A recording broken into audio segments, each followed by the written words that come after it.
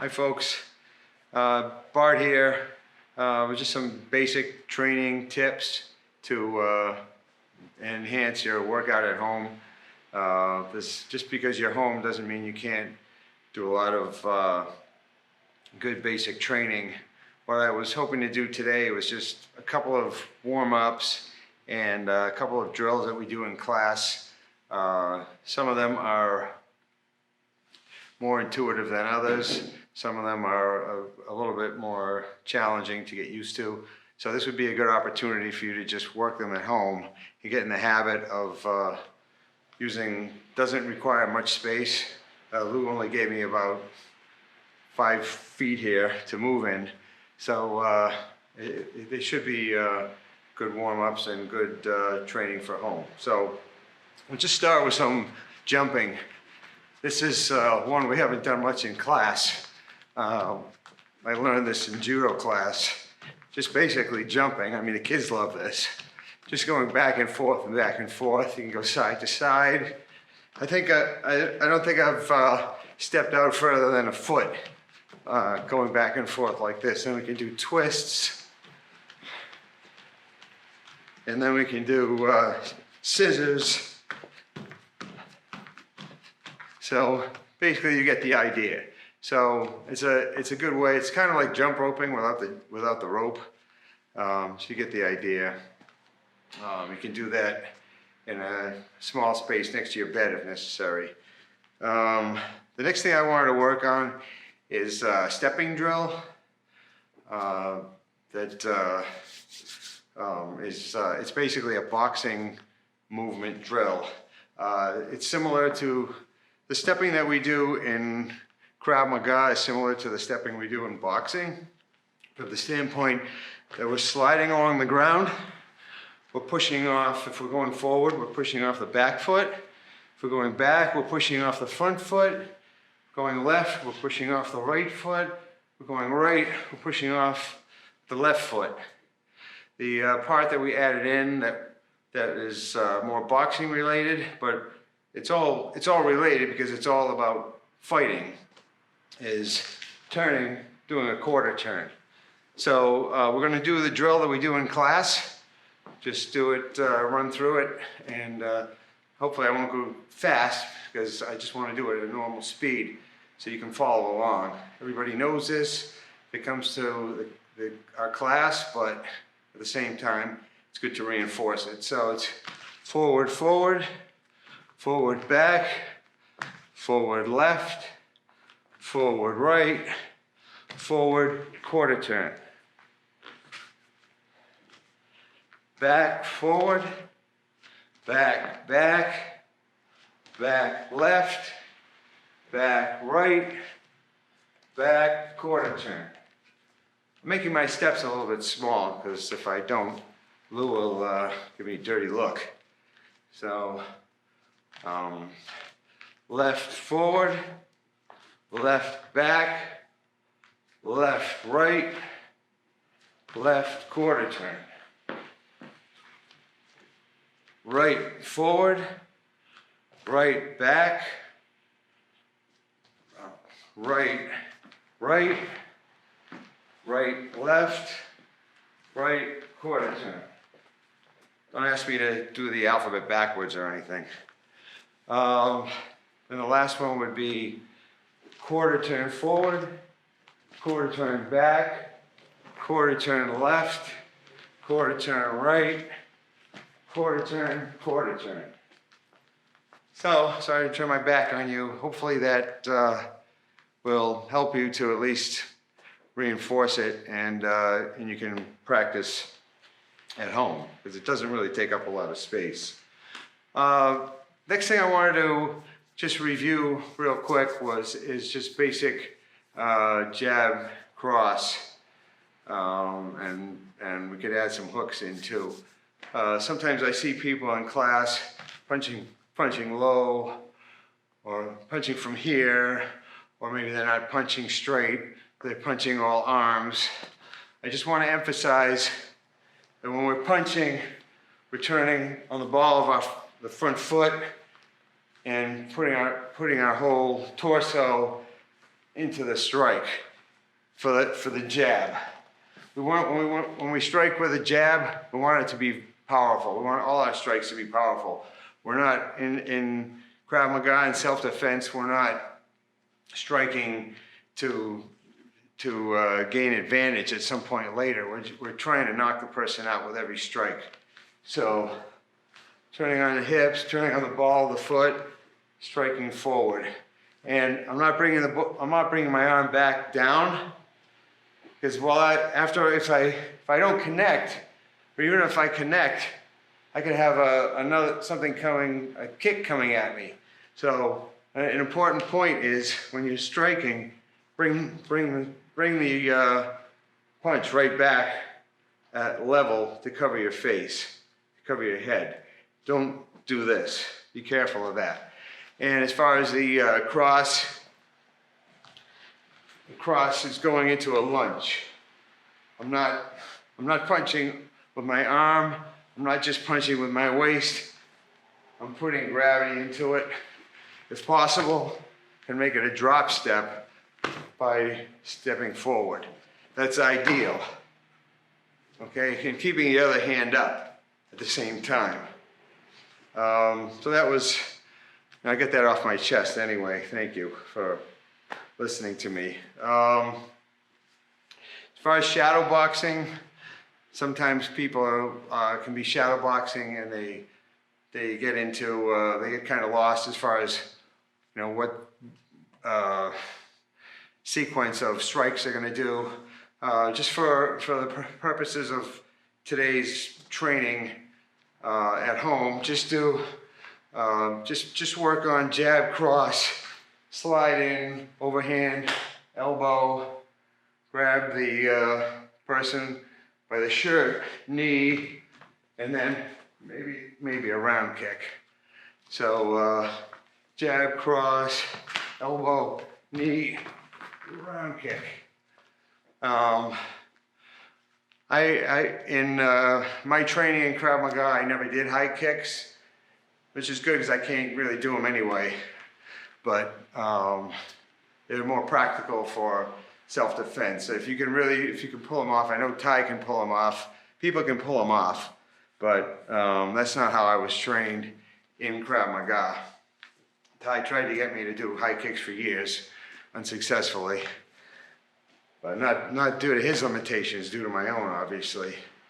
So I'll just do that one more time. So we're shadowboxing and try to incorporate the stepping that we did in that stepping drill. Forward, back, forward, quarter turn, jab, cross, knee. Oh, I forgot the elbow, but jab, cross, elbow, knee, roundhouse. So if you just do stuff like that and just play with it, and it doesn't matter, it doesn't have to be obviously that combination, it's just something I just thought of, it's a typical combination. But just play with it. I mean, the more different strikes you do in the process of shadowboxing is playing, basically. Humans learn by playing. So add in one elbow, add in another elbow, add in a couple of knees, front kick. It doesn't matter. Just, be creative with it. Have some fun with it. Try not to do the same thing. Sometimes when people are doing shadowboxing, they'll do several punches with one hand or something. Try to be creative with it. Try to go from one side of the body to the other side of the body so that you can utilize, the torque in your body as you turn. So just some thoughts on shadowboxing in general. And maybe the last thing I wanted to just mention briefly about elbows. The elbows that we usually train are usually these crashing elbows that coming down. And if possible, the way I was taught was to come down and go into a lunge, to use gravity and use basically a drop step when you're doing those strikes. instead of just, you never want a strike if possible to be just the limb, the arms or the legs.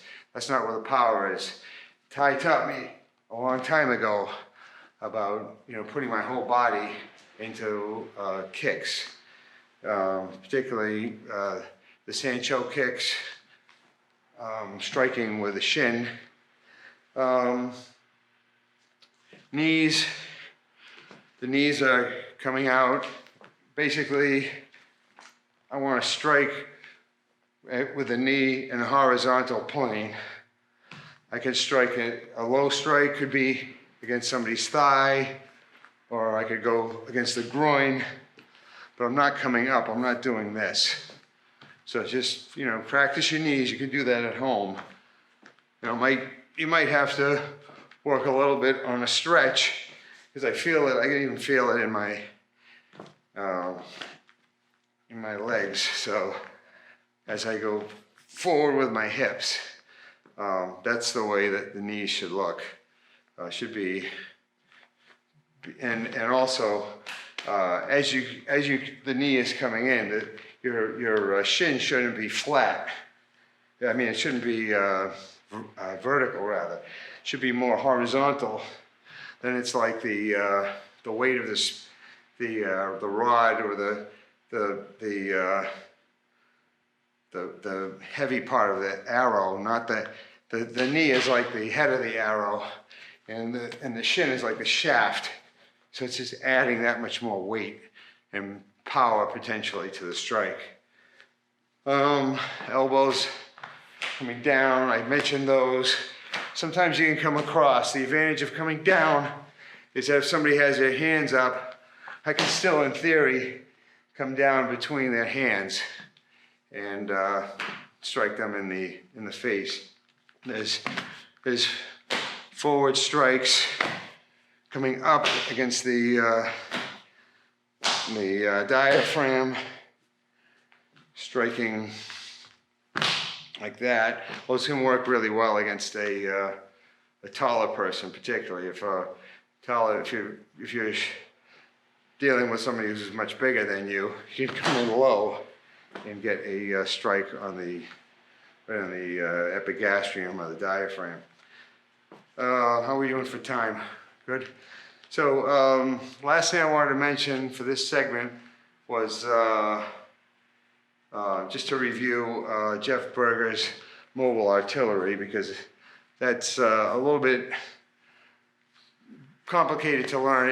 It's not complicated, it just requires some practice, but I think it's super useful and important. And it'd be great if everybody could use a few minutes at home and practice it and get a little more comfortable with it, because it's so, it's the way to generate power moving forward and moving backwards. Most of the time when we're striking, we have much more power when we're stationary or when we're fixed.